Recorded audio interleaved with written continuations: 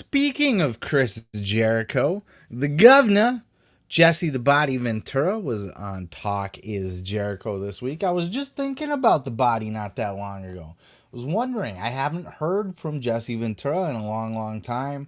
At least he hasn't come across my radar anywhere. So I was kind of wondering, what's up with Jesse? I was wondering, is he in good health? Everything okay? Haven't heard from this guy in a while. He's usually very, public and outspoken. But then, just like a week after I had that thought, he pops up on Talk Is Jericho. So I was really excited to jump in and listen to this. And it's awesome listening to the dynamic, the old timer. He's very like, he didn't talk down to Chris necessarily, but it's interesting because Chris is such a legend in the business at this point. Everybody below him looks up to him, and he's kind of always like the legend and the top dog in the modern era here, with all the young guys underneath him. So it's interesting seeing the dynamic, seeing Jericho get put back in the dynamic where, Ventura's kind of his superior. Ventura's, kind of preaching to Jericho a little bit here and messing with him a little bit and that kind of stuff. So, it's fun to listen to, and Jericho gives it to him. He's like, yep, gives him his respect and that kind of thing. But check out this clip. There's lots of fun stuff. There's one part where where Ventura's talking about the Jan 6th whole situation there and kind of ranting on it, and I was kind of laughing to myself like, does he know that Jericho's wife was at that fucking thing? You know what I mean? So, like, that was kind of funny. And Jericho just kind of bit his tongue. I was like, But it was this particular clip that I wanted to draw your attention to. It was Ventura talking about the whole royalties thing and being the first to beat Vince McMahon in court when he sued him over royalties. Check out this clip. He was using your voice on videotapes, right? Well, it's longer than that. What happened was I got induced. I did Predator, and I did Hunter, and I did Hollywood. Well, all of a sudden, I'm getting royalty checks. When Hunter shows on TV, a check comes to me. When Predator shows, a check comes to me. So I went into Vince and said, Vince, how come everything I do in Hollywood, I get paid royalties, and you're out selling videotapes all over the country of my broadcasts, my matches, and everything about me, and I don't get nothing? Mm-hmm. How come Hollywood pays me and you don't? And Vince said, well, I don't pay royalties, which by law, he doesn't have to. Right. There's no law that says he's got to do it. Anyway, it stuck in my craw. And every time I would negotiate with him, my agent would bring up videotape. And every year, Vince would say, we don't pay royalties on videotape. But it still ticked me off to the point I was so angry, I said, I want him to beat me in court on this because it just don't seem right. I own the copyright of my name and likeness. He's making money off it and not paying me a thing for all that he's making. So we went to court. Now, here's where we got him. It was during discovery. We also sued him under something, and here's what we won on, called quantum merit. Now, what that means is this. Chris, if you decide you want to hire me tomorrow to bring me into wrestling in your group, you and I are going to sit down and we're going to do a negotiation, right? Mm-hmm. Well, during this negotiation, I am to expect that everything Chris Jericho tells me is the truth. And if Chris Jericho lies to me about something in these face-to-face negotiations, that is quantum merit. That is an argument for the term where you can be victorious in court. You were lied to during the negotiations. Well, during discovery, we found out that Vince was lying when he said nobody gets paid for videotapes. Hogan was getting paid. Mr. T was getting paid. Cyndi Lauper was getting paid. All the people from the outside entertainment world were getting videotape royalties from the WWE. The only people not getting it were the wrestlers. I would never have agreed to work. had I known they were getting paid and I wouldn't. And that's what won the case. Yeah, love him or hate him, whatever your thoughts are on Jesse the Body Ventura, he is a groundbreaking person in the world of professional wrestling. He was the first person to make those moves, both for the union. He was the guy pushing to unionize wrestling, and he was also the guy pushing for royalties. He went to Hollywood and he saw how it works over there.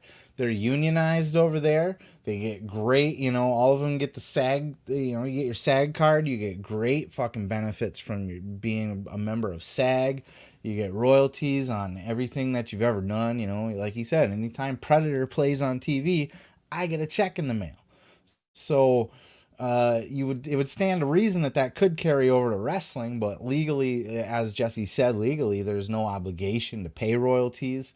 It's not like a law that you have to pay royalties. It's just something that's built into your contract. It's just something that they do in entertainment across the board. Everybody, for the most part, there are some non-union workers and that sort of thing. Like I'm a big nerd, right? So like the Power Rangers story, for example, all those kids that were in the original Mighty Morphin Power Rangers were paid dog shit. They weren't union, so they don't get any benefits from that. They weren't getting any royalties. Same with, I heard, like Saved by the Bell. Those kids were getting paid kind of dog shit. And a lot of times these entry level, it might just be like your foot in the door to Hollywood. You do this to get your name out there and that sort of thing so that you can go work and get better jobs and that kind of thing. But wrestling business has always kind of been a little bit different. And it's always been able to fly under the radar because it's wrestling. Nobody really pays attention to it or cares. Andrew Yang kind of has a hair up his ass. The politician, Andrew Yang, has a hair up his ass about the union thing. I don't know that that'll ever come to fruition, a union in wrestling. I don't know that they'll ever be able to change the business like that. Certainly not while Vince is alive, that's for sure. But they should. Jesse's not wrong for having these. He's a thorn in Vince's side by bringing it up. He's certainly poking the bear. He's certainly pushing, but shouldn't he be? Shouldn't wrestlers get royalties? And as Jericho went on to say, they did after that. Jesse's like, you guys should build a fucking statue for me. And that's just like an example of Jesse kind of ripping on Jericho a little bit, and not ripping on him, but just kind of joshing him a little bit, and coming from that legendary perspective, the older wise man, but he broke a lot of ground for wrestling. He was one of the first people to do Hollywood in a big way, bigger than Hogan. Everybody mentions Hogan as like the Hollywood guy, and he's had like the worst Hollywood career of anybody that's gone to Hollywood. He's had a lot of movies, but they were all like B and C level movies, straight to video, dog shit. You know what I mean? But Predator is an all-time classic. Same with Roddy Piper. His movie career was leaps and bounds better than Hulk Hogan's. A lot of Macho Man Randy Savage took a shot at Hogan. Because he was in Spider-Man, one of the, a huge fucking movie at the time. Way bigger than anything Hulk's in. I don't know why I turned this into a Hulk thing. I guess just to say that Jesse's had a very successful movie career. He wasn't in a lot of movies, but the Predator, for example, will live on forever. That's an all-time classic, and he was in that. Big part of that. So Jesse deserves a lot of credit for being one of the first guys to transition to Hollywood in a big way, being one of those guys that pushed for the union, even though he didn't get it, even though he didn't make any real progress in it. I think he deserves credit for being one of those guys that has brought it up and put it in the zeitgeist of wrestling, that put it into the conversation. He's one of the only people that has the balls to stand up to Vince and push back against Vince. As he said, he's probably the only guy to ever beat Vince McMahon, to successfully sue Vince McMahon in court and get those royalties that he was after. He won on like a technicality. He didn't win because Vince is obligated to pay royalties. He won because he was lied to in the negotiations that Vince doesn't pay royalties. When it came out in court that Vince did pay royalties to Hulk Hogan, Cyndi Lauper, Mr. T, certainly all these big celebrities that come in that are all big shit top dogs in their industries. They probably negotiated that in their deals, though, you know. Like, I'm sure a Cyndi Lauper came in and was like, yeah, I'll do whatever, but, you know, like, anytime I appear on your reruns or whatever, or you sell a tape or something, give me a little bit of ching back, you know. But apparently Vince didn't feel that Jesse Ventura was worth that. All these other guys were, but Jesse wasn't for some reason, and Jesse was able to get that out of Vince. And I just love that. I love that dynamic. I always liked them on commentary, too. Vince was always like, you know, kind of, Jesse was always like bullying McMahon a little bit, which was always fun to listen to, especially, you know, back as a kid, I didn't know any better. I didn't know that Vince was the boss of the ship. But looking back, it's funny to see Ventura push those buttons on Vince. And even remember when they did that, like, I don't think it was like Raw 25, but it was one of those Raw Legend nights, you know. And he had Jesse Ventura come back. It was like a Raw Old School or something like that. And Ventura came back and did commentary with Vince. Vince had a little bow tie on. And Ventura was taking shots at McMahon there, too, you know, talking shit. I love that chemistry, though. It was good shit. I really like Jesse Ventura. I think I don't like it when people get overly political. I don't, you know, if I want to listen to politics, I'll listen to politicians or news shows or news podcasts or somebody in that field. When I want to be entertained, I want to be entertained. I don't want to listen to entertainment and get politics out of that. Does that make sense? Like, I don't want to listen to a Chris Jericho podcast and get Jesse Ventura's political views, you know. A little bit, fine, because he was the governor. Like, I get that. He's a politician to an extent, so he's going to have those views.